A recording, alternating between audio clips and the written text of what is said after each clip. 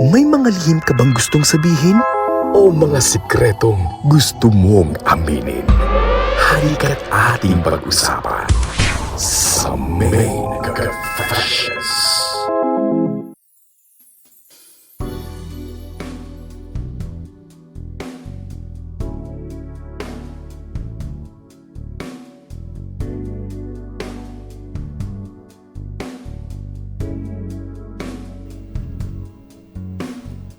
Dear DJ Main, itago mo na lamang ako sa pangalang Bea, 30 years old, single, at taga Quezon City. At hanggang ngayon, hindi ko pa rin alam kung anong plano ko sa buhay. Pero dito sa ikukuwento ko, dederetsahin ko na kaagad. Kayo, DJ Main, gusto kong mag-confess sa inyo dahil isa lang naman ako sa mga listener ng 92.3 FMR Manila. Pero hindi ko akalain na magagawa kong magpadala ng confession. DJ Main, sa loob ng 30 taong kong nabubuhay, may isang bagay akong hindi ko pa nararanasan. At iyon ang magkaroon ng totoong boyfriend. Oo, DJ Main, ako yung taong palaging napag-iiwanan sa mga kwentuhan. Kapag nakikita kami ng mga kaibigan ko, usapan nila ang mga jowa nila. Mga topic na dapat sa kanila lang ng mga jowa nila. Pero ako, nakangiti lang sa gilid. Tamang cheer lang sa kanila. At nagkukunwaring okay lang. Pero sa totoo, habang sila may mga kinakasama na, ako ito, umuuwi mag-isa. Napapasana all na lang sa love life ng iba. Kaya noong nakaraang mga buwan, napagdesisyonan kong subukan naman ang bagay na hindi ko karaniwang ginagawa. Ito yung DJ Main. Never kong ginawa sa buong buhay ko ang gumimik. Hindi ako yung tipo ng babae na mahilig sa mga bar o club. Pero noong gabing iyon, parang napagod na ako sa paulit-ulit na routine ng buhay ko. Kaya sumama ako sa mga katrabaho ko at doon ko siya nakilala. Tawagin na lamang natin siyang Marcus. 33 years old. Isa siyang dancer sa isang club kung saan ako gumimik. Mabait si Marcus. Maamo yung mukha. Nung una, wala naman talaga akong balak makipagkilala. Pero siya kasi yung unang lumapit. Kaya inisip ko na lang na baka paraan niya lang yun para kumita. Pero aminado ko, DJ Main, may nagising na kung ano sa kaloob-looban ko. Hindi ko siya nakausap ng diretso. Dahil katawan niya ang nangungusap para maglapit kaming dalawa. Hanggang sa doon na kami tuluyang nagkaroon ng koneksyon. Nagpalitan ng mga kwento sa buhay. At kahit mga bagay na hindi ko karaniwang kinukwento sa iba. Parang ang bilis kong naging komportable kay Marcus. Sa totoo lang, DJ Main. Ngayon, habang sinusulat ko itong confession, medyo natatakot ako. Natatakot at nape-pressure. Sobrang napaka-easy to get ko pala. Hindi ko inaasahan na ang gabing nakilala ko si Marcus ay simula lang ng isang kilig. Iyon pala ang magdadala sa akin sa isang sitwasyong hindi ko alam kung handa ba ako o hindi. DJ Main, inaasahan ko nang papunta ang pag-uusap namin sa kama. Ang dami ko na ring ini-imagine na mga wild fantasies. na siguradong magpapatirik sa aking mga mata. Pero hindi ko lang inaasahan na matatakot pala ako ng sobra. Dahil noong nakita ko ang kanyang alaga, ibang tirik ang nangyari. DJ Maine, bakit ganito yung itsura? Kakaiba sa nai-imagine ko. Hindi maamo. Hindi mukhang mabait yung alaga niya. Dahil parang puno, maugat, tapos sobrang haba. DJ Maine, nung mga oras na iyon, hindi ko talaga alam kung ano ang uunahin ko. Yung kaba ko o yung pagka-curious ko? Dahil wala naman talaga akong karanasan. Lalo pat nakita ko na nanlilisik sa galit ang kanyang alaga at tirik na tirik. Parang mas nararamdaman ko yung takot. Siguro dahil hindi pa talaga ako handa. Dahil masyado akong nagmadali. O siguro dahil ginawa ko lang dahil ayokong mapag-iwanan. Pero bakit kasi ang haba, DJ Maine? Para kasing sa isang haba at 3 ang taba ng kanyang alaga. Kaya naman nung pinasok niya, imbes na sigaw sa sarap ang ilabas ko, iyak at hikbi ang natamo ko.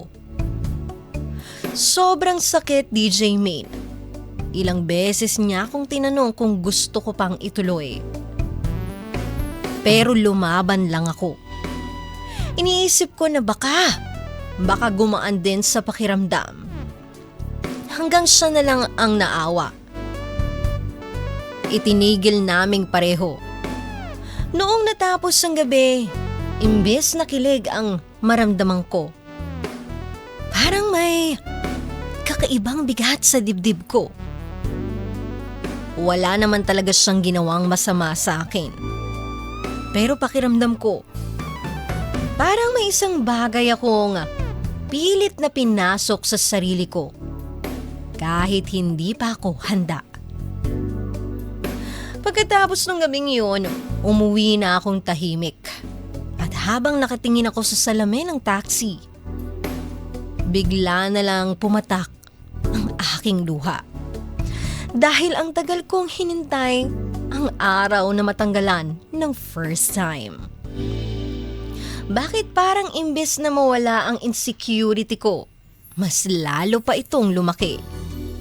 Mas naguluhan ako nang hindi na rin masyadong nagparamdam si Marcus pagkatapos ng may mangyari sa aming dalawa. Doon ko na-realize na baka hindi talaga pagmamahal ang hinahanap ko noong gabing iyon. Simula noon, napapatanong ako sa sarili ko, may mali ba sa akin? Bakit yung mga kwentong puno raw ng kilig at sarap, hindi ko naman naramdaman? Kaya heto ko ngayon, DJ Maine, naguguluhan. Hindi ko alam kung normal lang ba na hindi maganda ang unang karanasan. Paano kaya ito? Gusto ko lang naman maranasan yung naranasan ng mga kaibigan ko. Pero bakit parang trauma yung nakuha ko? Paano ko ba mai-enjoy ang isang bagay kahit masakit? May pag-asa pa bang magbago itong pananaw ko? Natatakot na kasi akong sumubok ulit. Kaya sana po mabigyan ninyo ko ng advice. Hanggang dito na lamang po ang aking confession. Maraming salamat po from Bea of Quezon City. Alam mo, Bea, maraming tao ang dumadating sa punto ng buhay nila na pakiramdam nila sila ay nahuhuli o napag-iiwanan. Habang yung iba may love life, Masaya, may asawa, may pamilya. Sila naman parang nakatayo lang sa gilid at nagtatanong kung kailan darating yung para sa kanila. Pero alam mo, minsan doon tayo nagkakamali. Yung kapag masyado nating tinitingnan ang takbo ng buhay ng ibang tao, napipilitan tayong habulin yung mga bagay na hindi pa pala tayo handang yakapin nang dahil lang sabihin natin sa inggit. Alam nyo, yung inggit naman, may magandang maitutulong din naman yan eh. 'Di ba? May inggit na binibigyan ka ng inspirasyon, may inggit na kakainin ka nito. At dito sa kwento mo, parang hindi naman kananasan yung masakit talaga sa iyo eh. Ang masakit yata yung dahilan kung bakit mo siya sinubukan, bakit mo siya pinasok. Hindi dahil mahal mo yung isang tao, kundi dahil gusto mo. Gusto mo talaga? Hindi rin yun? Hindi dahil gusto mong maranasan ang meron ang iba. Kumbaga gusto mo kasing makahabol eh. Gusto mong sumabay sa kanila. Gusto mong mawala yung pakiramdam na ikaw lang ang naiiba. At kapag ganun yung dahilan natin, kahit anong mangyayari, madalas kulang pa rin yung mararamdaman natin pagkatapos hindi pa rin tayo totally satisfied. At walang mali sa'yo, Bea. Hindi rin ibig sabihin na dahil hindi maganda ang first time experience mo, may problema ka na agad. Kasi totoo naman yun eh, hindi lahat ng first time ay puno ng kilig, saya at butterflies. Minsan awkward, minsan masakit, minsan nakakalito, at minsan may kasamang lungkot dahil dun mo nare-realize na hindi pa pala yun ang hinahanap ng puso mo. And napansin ko rin dito sa confession mo na ilang beses kang nagsabing natatakot ka, kinakabahan ka, nagdadalawang isip ka, at hindi ka sigurado kung handa ka na. Yung katawan kasi natin, pakiramdaman din natin yan kasi nagsasabi ng totoo yan bago pa natin ito aminin sa sarili natin. Kahit pilitin natin yung isip natin, kapag hindi pa handa ang puso at emosyon, ramdam na ramdam iyon. And dito naman kay Marcus, na medyo nawala pagkatapos, actually hindi nga medyo eh, kasi wala nang paramdam sa'yo eh, totaling nawala na. Masakit man isipin, Bea, pero baka isa rin iyon sa mga dahilan kung bakit napakabigat ng pakiramdam mo ngayon. Dahil hindi ka hinabol, dahil namimiss mo siya. Namimiss mo yung taong nakagawa sa'yo ng first time. Kasi may parte sa'yo na umasa ka na baka may mas malalim pa pagkatapos nung nangyari sa inyo. At noong hindi na ito nagparamdam, parang may tanong na naiwan sa puso mo o sa isip mo din.